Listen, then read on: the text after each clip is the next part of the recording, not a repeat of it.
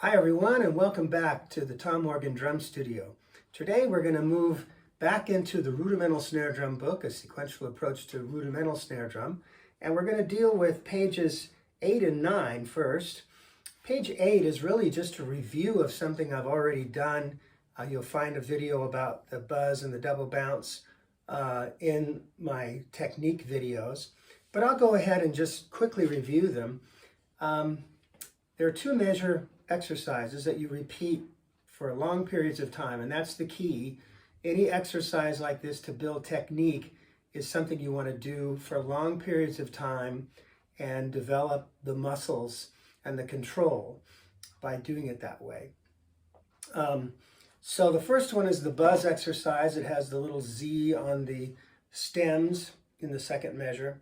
So we want to do it fast enough that the buzzes connect so that it does sound like a continuous buzz roll. Okay, so I'm trying to make my buzzes as long as I can make them. Here we go. 1 and 2 and ready and go. And 1, 2, 3, 4.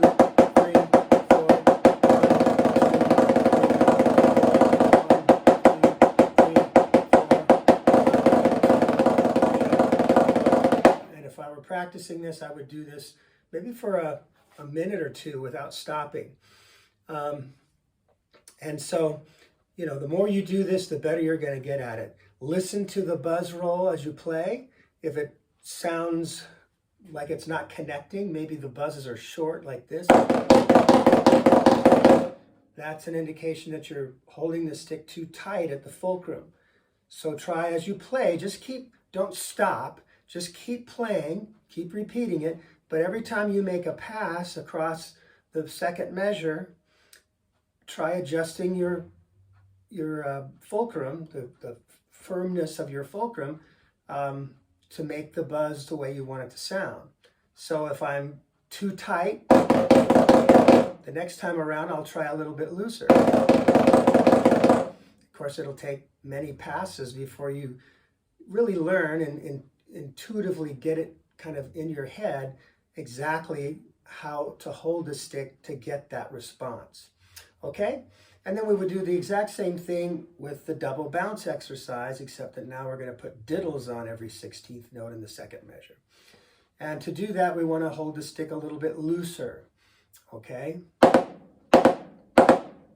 like that. So here's how that's going to sound. 1 and 2 and ready and go and.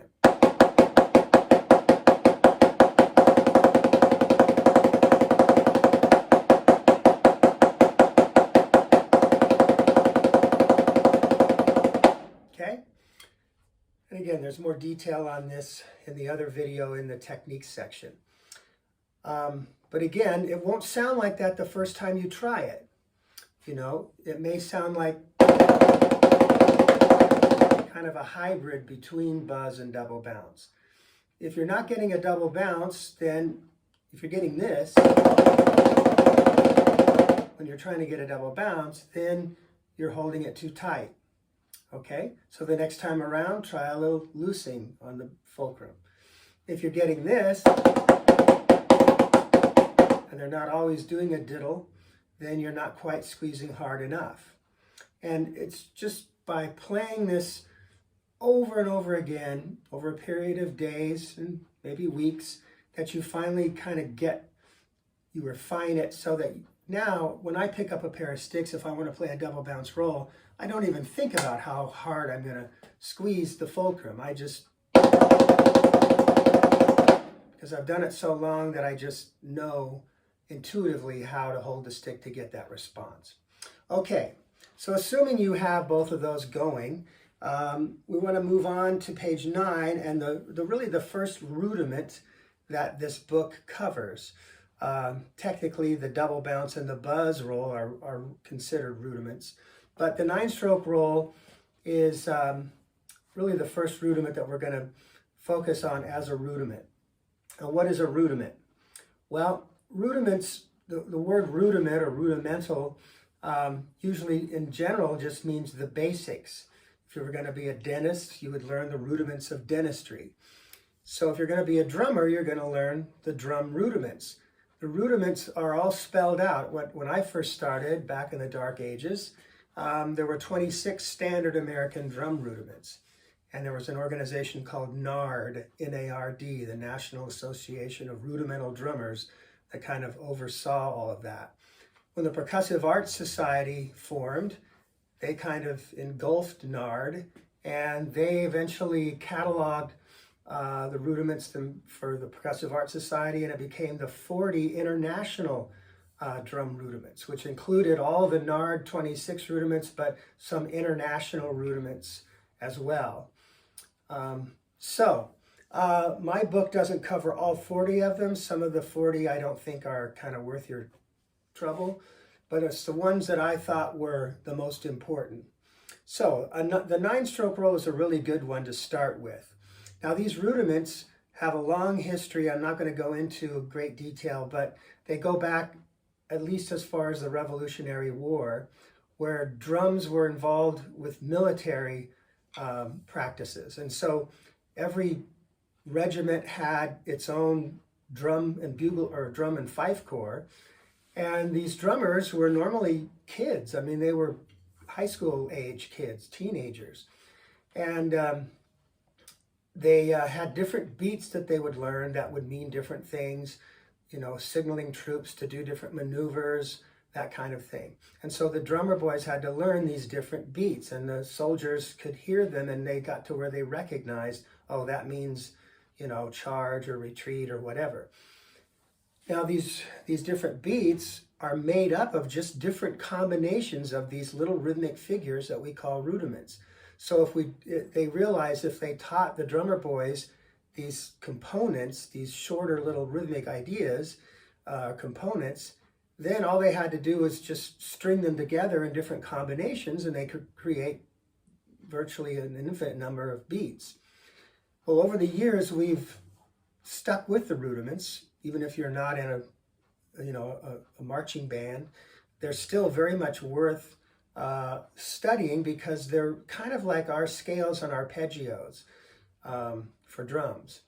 And it was recognized, you know, early on, that when you practice and learn to play these rudiments, you're really developing overall snare drum technique. And of course, when the drum set arose, the rudiments were applied to the drum set in various ways.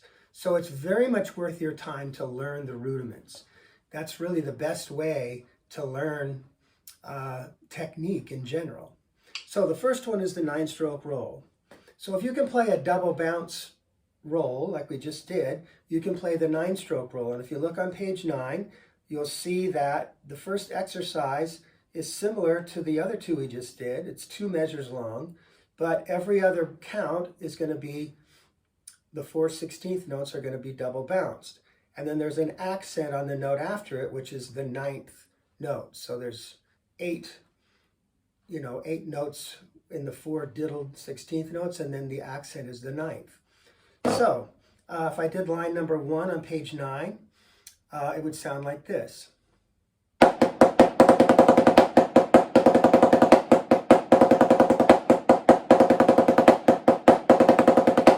And this part is the 9-stroke roll.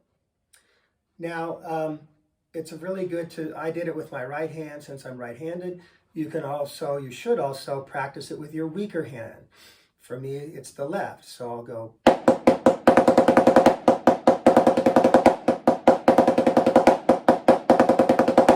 So I should be able to play it either way and have it sound the same. Line 2 is just the reverse of line 1. It just starts with the 9-stroke roll on the even counts. So it sounds like this.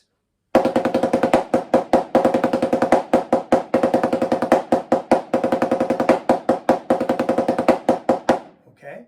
And again, each of these you're going to do for long, long periods of time, refining your double bounces. Even if you don't have the double bounce roll going perfectly yet, it's okay to go ahead and jump in and start doing the 9-stroke roll, because all that's going to do is just help you get better at double bounces and more control.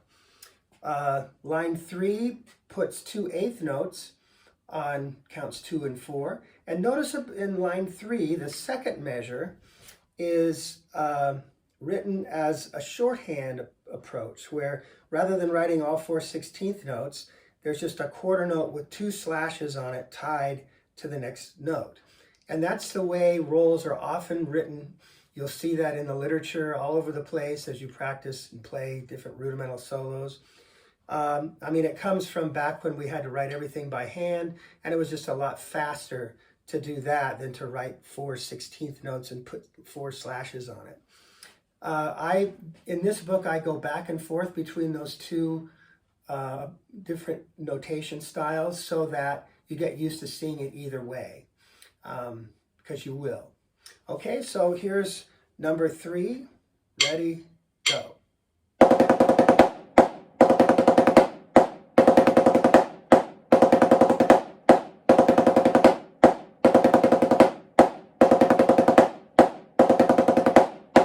Okay, and of course you want to practice it the other way with the left.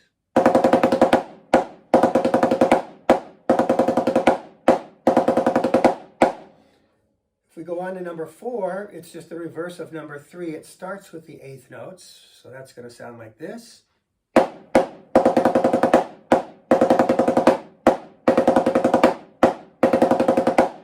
you want to do that with the left. Now the last 2 lines, 5 and 6, are really the same. They're just written in each one in a different, the first one is in the slash notation. The second one is in the shorthand notation. And you can see there that if you're, say you have a marching snare line and you want everybody to play the same sticking and play everything exactly the same, the slash notation is going to be much more precise. It'll make it easier for the players to know exactly what is expected of them in terms of sticking. The bottom is number 6. It's a little bit less clear because there's more than one way you could play those rolls. It doesn't indicate that it's based on 16th notes. So, you know, that's something to think about. If you're a band director and you're, you know, trying to run a drum line, you know, you would probably want to use the slash notation to make sure everybody was playing it right. So why do we have the pattern there in number 5 and 6? Well, the 9-stroke roll doesn't naturally alternate it. It starts and ends with the same hand. So if you want to practice alternating them, this is a line that'll help you do that. You have to complete the 9-stroke roll with one hand and then do it, you know, start with the other hand right after. So you can see that's the way that's set up. So here's number 5. 1, 2, and ready, and go, and.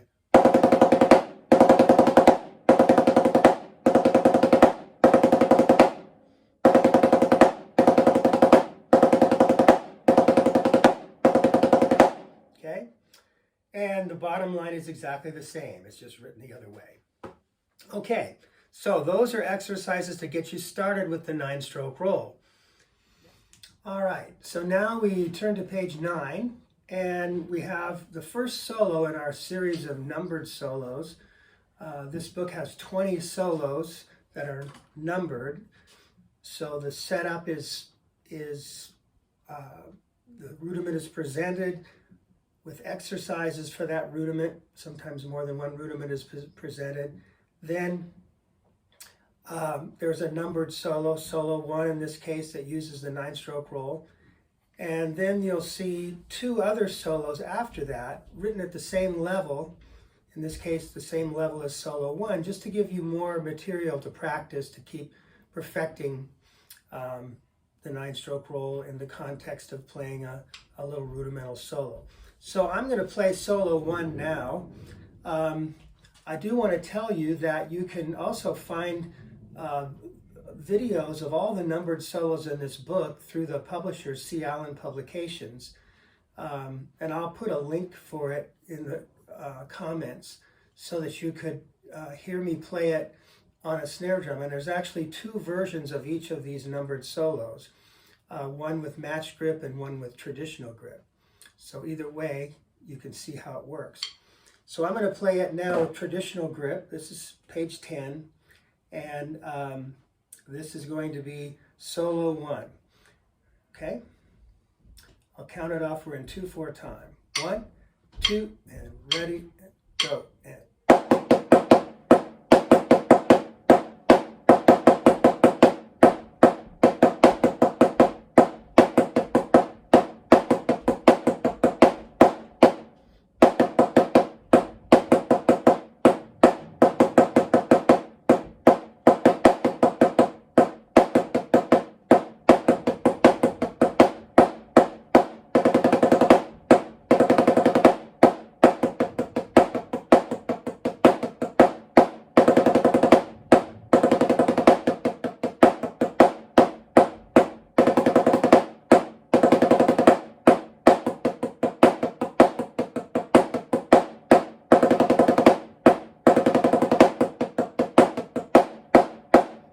all right, and so you'll notice this contains some accents that I played.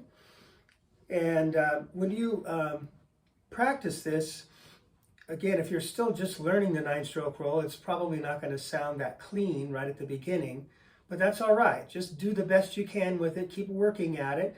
Keep adjusting your grip to get the right pressure in the fulcrum to create the response you want from the stick.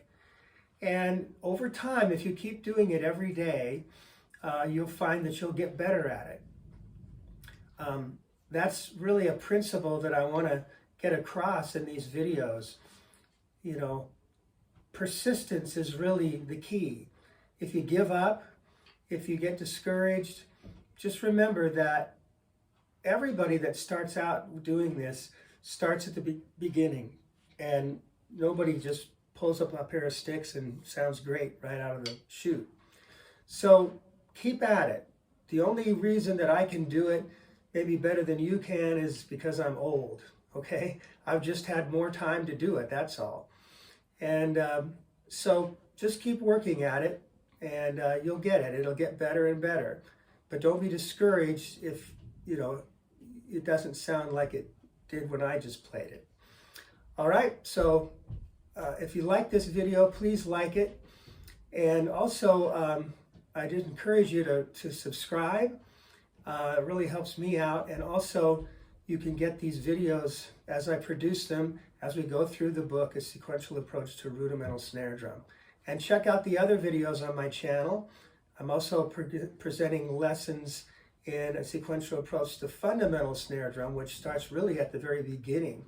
And you know, if you're really having trouble with this, you might want to go to the other series on the fundamental snare drum book and get that under your belt first. All right, and there'll be drum set videos and technique videos and all kinds of things as I continue to put those out. All right, thank you very much, and we will see you in the next video. Bye-bye.